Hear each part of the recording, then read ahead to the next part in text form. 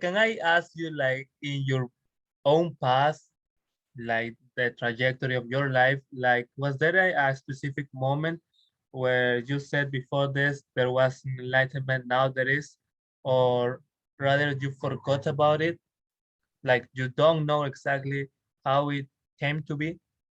Like, how was it? Well, it was obvious and subtle at the same time, you see. Um, I knew something had happened, okay? But it wasn't what I had thought it would be. So really all there was in my case was this overwhelming sense of having come to peace with myself, you see? So I was expecting fireworks. I was expecting, like a big boom, the greatest experience of my life, right? But what it wasn't that, because the person who would have had that great experience, you see, wasn't there anymore. And when that person's not there anymore, it's just like it's like being normal, you see. So on one hand, I did recognize that something had happened. I remember initially recognizing, oh, this is great. This is what I was seeking. Like this is great. I knew something had happened. And at first it seemed, I do remember that, but it didn't take long before it just felt like normal. So one of the disciples of Ramesh, his name was Mark. And Mark described enlightenment like, he said, it's like you've been walking around for years and years with a 100-pound backpack on. And then one day you sit in the field and the straps come off and you stand up and you go, whoa, this is incredible. And you start jumping and it's like you feel so light. You feel like you can fly. It's like amazing. And you go through that for maybe a day or two, and then it just feels normal not to have a 100-pound backpack on. It just feels normal, you see? So it's a big deal and not a big deal at the same time. That's the thing about it, because prior, everything went through the filter of me.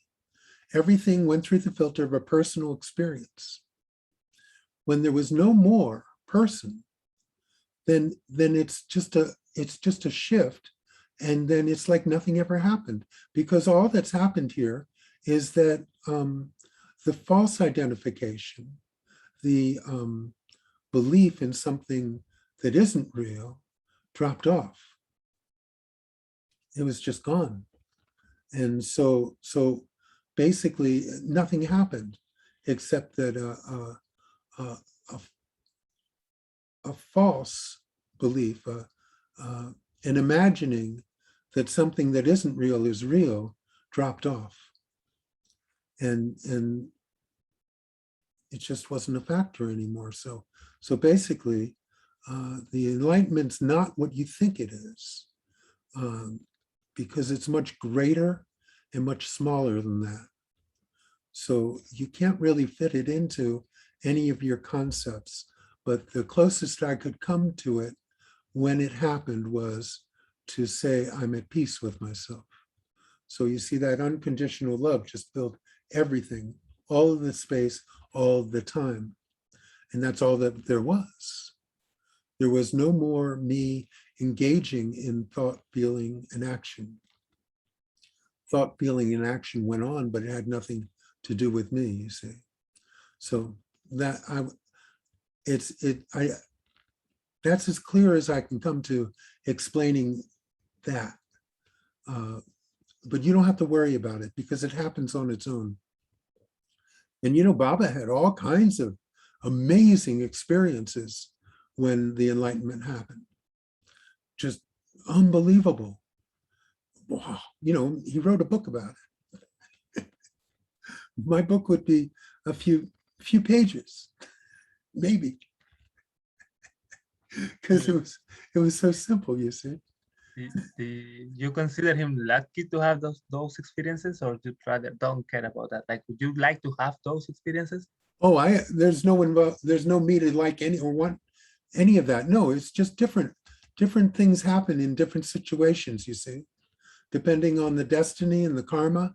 And Baba had been working with this on that level for a long time. And so it was his karma to have all these experiences and to share them with people in such a way that they would be attracted to have the same happen with them, you see.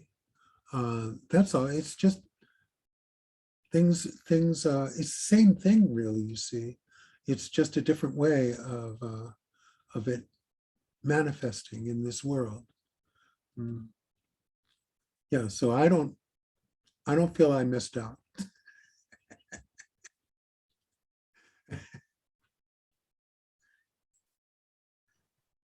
Thank you. Thank you. Sure.